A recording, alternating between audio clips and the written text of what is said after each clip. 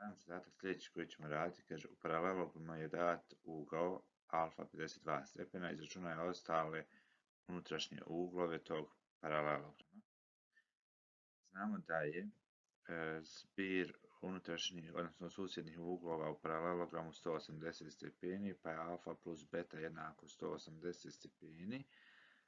Beta je odavde jednako 180 minus 52, pa ćemo imati da je beta jednako 128 stepeni. S obzirom da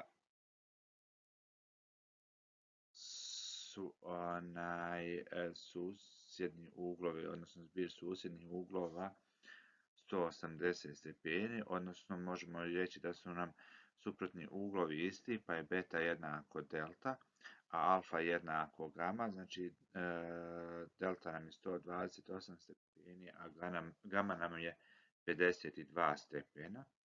Hvala na pažnji i prijatno.